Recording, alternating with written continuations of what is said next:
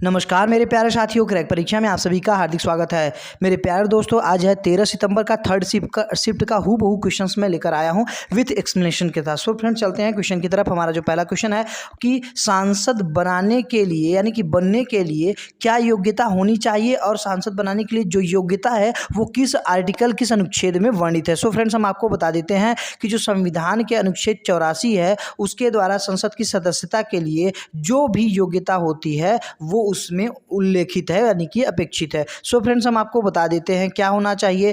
यानी कि सांसद बनने के लिए वो भारत का नागरिक हो, यह बहुत ही जरूरी हो। अगर वो राज्यसभा का अगर सांसद बन रहा है तो उस दशा में वो 30 वर्ष से कम नहीं होना चाहिए, और लोकसभा की स्थिति में यानी कि लोकसभा का सांसद अगर बन रहा है तो 25 वर्ष की आयु से कम नहीं होना चाहिए। हम आपको फ्रेंड्स बता देते हैं कि वो दिवालिया भी नहीं होना चाहिए, यानी कि वह दिवालिया भी नहीं होना चाहिए, और वो भारत का अगर नागरिक होना चाहिए। भारत का अगर नागरिक नहीं है तो वह सांसद के लिए एलिजिबल नहीं है। सो फ्रेंड्स, हम आपको बता देते हैं अगले क्वेश्चन के बारे में। अगला जो क्वेश्चन है वो क्या है, केमिकल रिएक्शन के बारे में। केमिकल रिएक्शन यहाँ पर बहुत पूछता है, तो इसमें क्या है कि कॉपर सल्फेट है और जिंक है, इसमें रिएक्शन जो होगा वो क्या होगा। सो फ्रेंड्स, हम आपको बता देते हैं कि यहाँ पर क्या होगा। यहाँ पर ये जो जिंक है वो कॉपर को डिस्प्लेस कर देगा, तो यहाँ पर क्या बन जाएगा, यहाँ पर यानी कि बन जाएगा आपका यहाँ पर जिंक सल्फेट बन जाएगा। क्या बन जाएगा, जिंक सल्फेट बन जाएगा, और प्लस यहाँ पर जो कॉपर हो जाएगा वो रिमूव हो जाएगा, अलग हो जाएगा।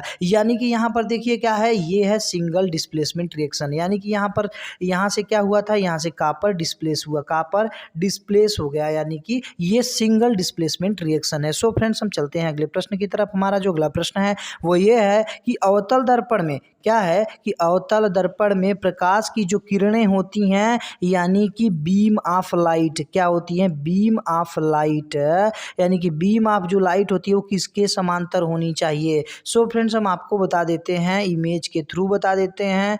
तो सो फ्रेंड देखिए यहाँ पर क्या है, ये यहाँ पर आपका ये है अवतल दर्पण। अवतल दर्पण का मतलब होता है कि बीच में क्या होता है, अंदर की तरफ दबा होता है, और इसका जो परावर्तक जो तल होता है, पृष्ठ होता है, वो अंदर की तरफ होता है। क्या होता है, अंदर की तरफ होता है, अंदर की धसे हुए की तरफ होता है। और बाहर क्या होता है, बाहर जो होता है वो पॉलिश किया हुआ होता है, पॉलिश कलई किया होता है। सो फ्रेंड्स, हम आपको बता देते हैं कि ये सामने का भाग है यानी कि परावर्तक पृष्ठ है, रिफ्लेक्टर पृष्ठ है, और ये जो पिछला भाग है वो पॉलिश किया हुआ है। सो फ्रेंड्स, हम आपको इसी में अगर बता देते हैं कि ये देखिए यहाँ पर इसका इसका एक्सिस पॉइंट है, और यहाँ पर ये फोकल पॉइंट है, यानी कि जो ध्रुव पॉइंट ये पोल पॉइंट और ये फोकल पॉइंट को मिला देते हैं तो ये बन जाता है प्रिंसिपल एक्सिस बन जाता है। क्या बन जाता है, प्रिंसिपल एक्सिस। और जो भी किरण हम लोग आप मतलब कि मिरर पर ऑब्जेक्ट करेंगे, मिरर पर गिराएंगे, वो किसके पैरेलल होगा, वो हमेशा एक्सिस यानी कि प्रिंसिपल एक्सिस मुख्य अक्ष के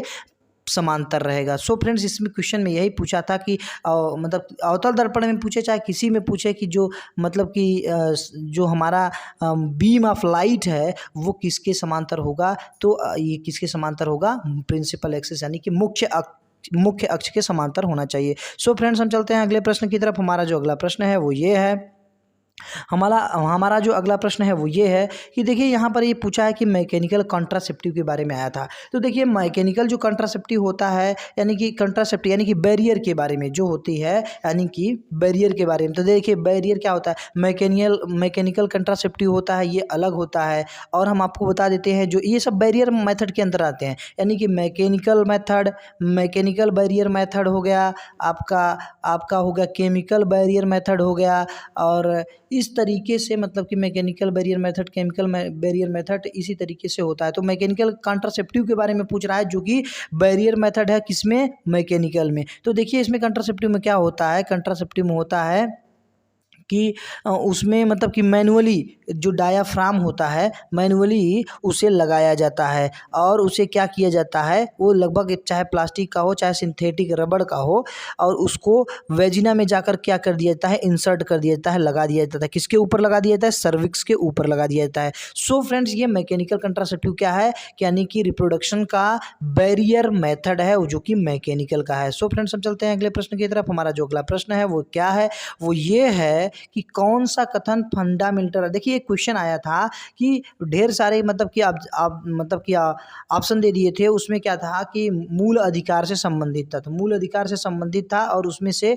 एक मतलब 3 कथन जो थे फंडामेंटल राइट से नहीं था, वो किसी और से था, और एक जो मतलब ऑप्शन था फंडामेंटल राइट से संबंधित था। उसी को पहचानना था कि कौन इसमें फंडामेंटल राइट से संबंधित है। सो फ्रेंड्स वो ऑप्शन के अकॉर्डिंग हो जाएगा। हम चलते हैं अगले प्रश्न की तरफ। हमारा जो अगला प्रश्न है वो ये है, हमारा जो अगला प्रश्न है वो ये है कि कह रहा है कि भारतीय संविधान के अनुच्छेद जो 19 है में निम्नलिखित में से कौन सा अधिकार शामिल है। सो फ्रेंड्स हम आपको बता देते हैं जो अनुच्छेद यानी कि आर्टिकल 19 है उसमें वाक एवं अभिव्यक्ति की स्वतंत्रता का अधिकार है, यानी कि बोलने की स्वतंत्रता है, यानी कि अपने बात और विचार को व्यक्त करने और अभिव्यक्ति करने की स्वतंत्रता होती है। सो फ्रेंड्स इसमें जो करेक्ट आंसर हो जाएगा वो हो जाएगा ऑप्शन नंबर सी हो जाएगा। इसके पहले हम आर्टिकल 19 के बारे में पूरी तरीके से जान लेते हैं, यानी कि जो करेक्ट आंसर हो जाएगा वो हो जाएगा वाक और व्यक्ति की स्वतंत्रता का अधिकार होता है। हम आपको बता देते हैं कि जो भारतीय संविधान के अनुच्छेद जो 19 है उसमें वाक और अभिव्यक्ति की स्वतंत्रता का अधिकार शामिल है। और फ्रेंड्स हम आपको ये भी बता देते हैं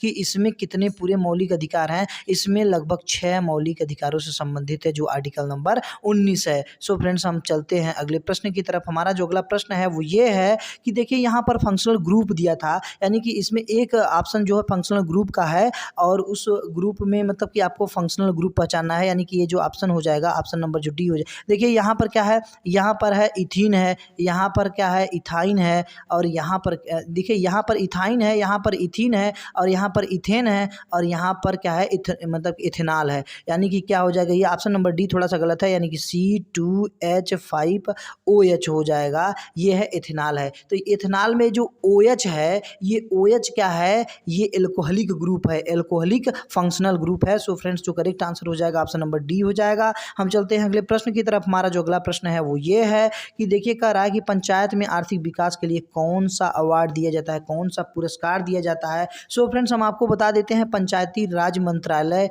में भारत सरकार के द्वारा क्या होता है कि उत्कृष्ट यानी कि श्रेष्ठ कार्य करने पर, आर्थिक विकास में ज़्यादा योगदान देने पर उनको प्रोत्साहित किया जाता है, पंचायतों को प्रोत्साहित किया जाता है। इसीलिए हर यानी कि पंचायत दिवस कब मनाया जाता है, 24 अप्रैल को राष्ट्रीय पंचायत दिवस मनाया जाता है। उसी के दिन यानी कि पंचायती आर्थिक विकास के लिए पंचायत अवार्ड दिया जाता है। कौन सा अवार्ड दिया जाता है? सो फ्रेंड्स हम आपको बता देते हैं कि दीनदयाल उपाध्याय पंचायत सशक्तिकरण पुरस्कार और नानाजी देशमुख राष्ट्रीय गौरव ग्राम सभा पुरस्कार। सो फ्रेंड्स हम चलते हैं अगले प्रश्न की तरफ। हमारा जो अगला प्रश्न है वो ये है, देखिए ये बहुत ही ये 2022 और 23 का करंट अफेयर्स का क्वेश्चन है कि 2022 और 23 में जो बजट पेश किया गया था उसके हिसाब से अनुमानित जो इंडिया की इकोनॉमिक ग्रोथ होगी वो क्या होगी। तो जो करेक्ट आंसर हो जाएगा वो हो जाएगा 9.2% जो हो जाएगा वो इकोनॉमिक ग्रोथ हो जाएगी। सो फ्रेंड्स हम चलते हैं अगले प्रश्न की तरफ। हमारा जो अगला प्रश्न है वो क्या है, देखिए यहाँ पर विराट कोहली जी बहुत ही छाए हुए हैं। सो फ्रेंड्स ये पूछ रहा है कि वनडे क्रिकेट मैच में सबसे तेज 8000 रन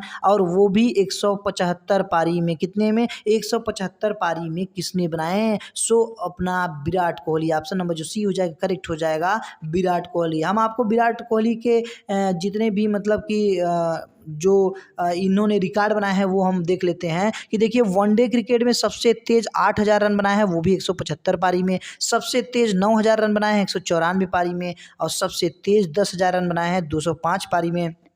और हम आपको बता दें उनका सबसे तेज वनडे क्रिकेट मैच में 11,000 रन जो कि 222 पारी में बनाने का इनका रिकॉर्ड है। अभी इस लक्ष्य तक कोई नहीं पहुंचा है और ना ही पहुंचेगा, मीन्स पहुंचना बहुत मुश्किल है।